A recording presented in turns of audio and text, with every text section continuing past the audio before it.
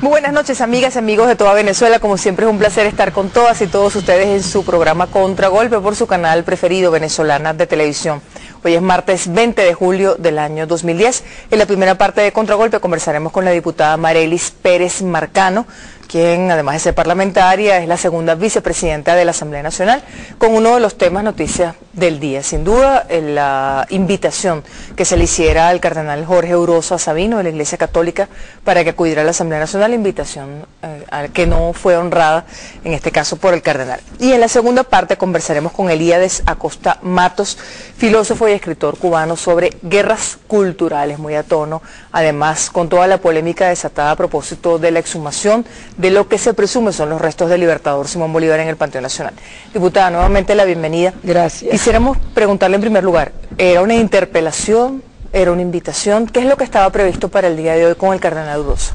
Bueno, una invitación que públicamente desde la plenaria de la Asamblea Nacional le hizo la presidenta de la Asamblea Nacional con el respaldo de la plenaria, para que el cardenal le explicara al país, le explicara a la Asamblea Nacional, y con ello pues le llevara al país sus opiniones en torno a esas graves acusaciones que él hizo contra la Asamblea Nacional, contra el gobierno, contra los poderes públicos del país, en relación a que la Asamblea Nacional estaba aprobando leyes inconstitucionales, a que el gobierno nacional conducía al país hacia una dictadura castrocomunista, totalitaria, ¿no?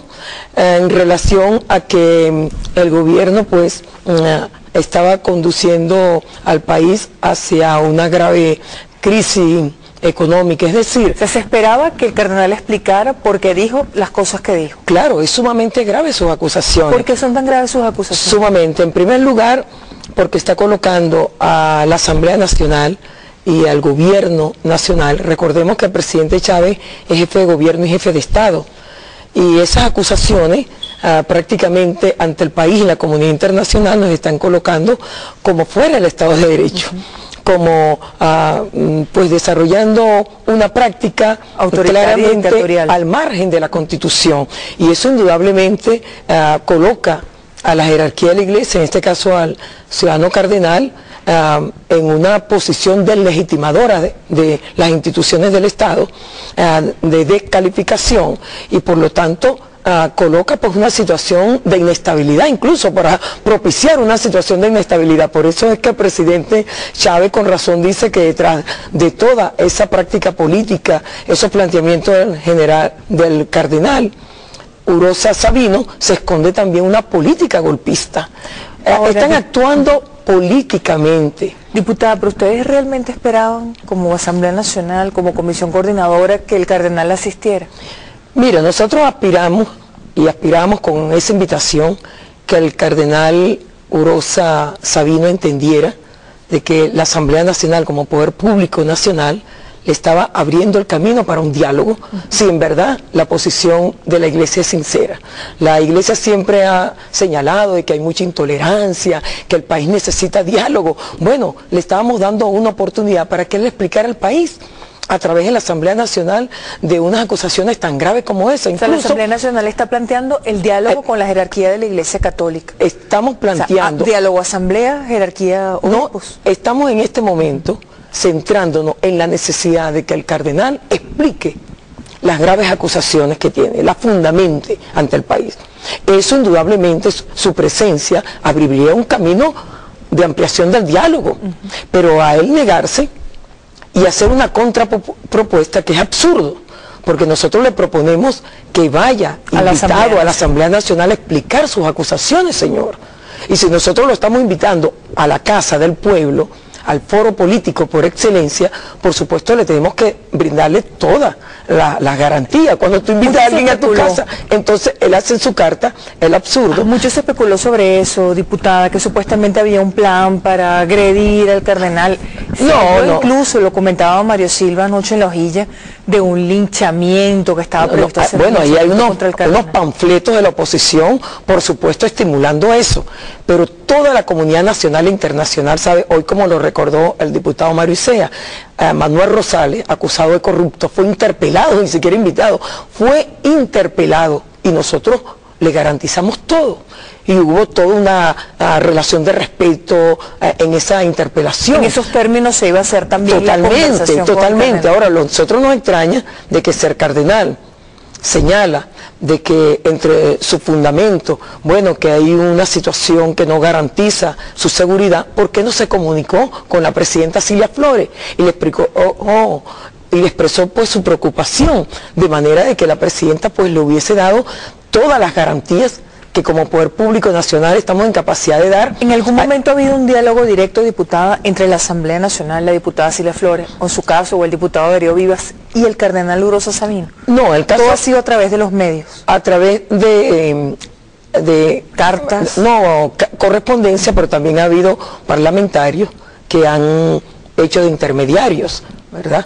Pero en todo caso, nosotros lo que queremos afirmar, uno, que la Asamblea Nacional está abierta a que el cardenal Urosa Sabino le explique a la Asamblea y al país, que no se olvide que nosotros somos electos por nuestro pueblo y somos los representantes del pueblo, de tal manera de que la Casa del Pueblo, que es la Asamblea Nacional, está abierta a que él explique, porque es que él no puede hacer semejantes acusaciones, es como que nada, porque él está haciendo planteamientos políticos y nosotros entonces como foro político le estamos respondiendo políticamente. Pero por otra parte, el cardenal está haciendo una contrapropuesta, fíjate, desviando, ¿no? Sí. Le estamos cambiando el sitio del encuentro, y haciendo de que sea una reunión con él y ese partido político que se ha transformado la Conferencia Episcopal Venezolana, que es un partido político. ¿Y pues esa reunión la descartaría la Asamblea Nacional? En este momento sí, porque eso no es lo que está planteado, porque lo que está planteado es que el cardenal explique al país por qué acusa a la Asamblea Nacional de aprobar leyes inconstitucionales, que le explique al país por qué acusa al gobierno nacional de estar orientando al gobierno hacia una dictadura, cuando todo el mundo sabe que las garantías de libertades públicas que hay en nuestro país, el clima realmente que hay en nuestro país de participación, de protagonismo. Pero no me extraña que al cardenal, ¿verdad?, para nada, parece que le preocupa realmente lo que le debería preocupar. Mira, el convenio suscrito por Rómulo Betancourt y la Santa Sede en 1964 establece claramente que es un convenio para desarrollar el poder espiritual de la Iglesia y para fortalecer el culto de la Iglesia Católica en nuestro país. Bueno, ellos se han olvidado de eso, porque además el culto de la Iglesia Católica se supone que está basada en los fundamentos de Dios, de Cristo, la opción por los pobres. ¿La revisión del convenio es un pase de factura al cardenal? No, por favor. ¿Un pase de factura de la jerarquía de la Iglesia para Católica? nada. Yo creo que, fíjate, ese convenio de 1964, y si no hubiese sido por esta polémica, no se hubiera hecho una reflexión seria que se va a hacer sobre el convenio, porque es un convenio, por supuesto, que es preconstitucional. Los cambios que se han operado en el país. En este momento es inconstitucional el convenio. No responde, en todo caso no responde a los procesos contemporáneos que están plasmados en la Constitución de 1999. Nosotros estamos obligados a revisar todas las leyes y todos los convenios que se suscribieron antes de la Constitución de 1999. Por supuesto, no por retaliación, sino para ponerlo en sintonía con los cambios, con la orientación. ¿Qué significaría poner en sintonía el convenio, diputada? Fíjate, como una opinión muy personal. Claro, está hablando a título personal. Totalmente personal, porque recordemos que el convenio es una responsabilidad del Ejecutivo, en todo caso, y la Asamblea Nacional lo que hace es revisarlo y someterlo a consideración de la plenaria y aprobarlo o no aprobarlo. Por supuesto, en una consideración personal, efectivamente, en ese convenio se establece que la Iglesia Católica es la iglesia mayoritaria del pueblo de Venezuela. Eso fue en el 64, es posible que haya sido así, pero hoy tenemos la iglesia cristiana que ha crecido enormemente en los últimos 20, 25, 30 años en el país. Eso tiene que revisarse también. Habría que tener convenios con todas las iglesias. Habría que, en todo caso, revisar en una perspectiva mucho más amplia esas nuevas realidades religiosas que se han venido dando en el país. revisar todo eso. Ese convenio le da también un conjunto de prioridades a la Iglesia Católica, que de hecho, de alguna manera, el artículo 59 de nuestra Constitución establece la libertad de culto, y que el Estado debe garantizar de que esa libertad de culto sea desarrollada plenamente en el país, la libertad religiosa y de culto. ¿Hay una persecución contra la Iglesia Católica? No, como lo han planteado. Para nada, más incluso bien, los mismos jerarcas de la Iglesia Católica estamos observando. No, nosotros más bien lo que queremos denunciar es que la Conferencia Episcopal Venezolana se ha convertido en un partido político, que la Conferencia Episcopal Venezolana no representa realmente al sentimiento mayoritario del pueblo católico en nuestro país. Tanto es así que ahí tenemos los hechos claros de cómo ellos participaron en el golpe de Estado. El cardenal Ignacio Velázquez, todo el mundo lo vio suscribiendo nada más ni nada menos que la eliminación de todos los poderes públicos del país. Nada más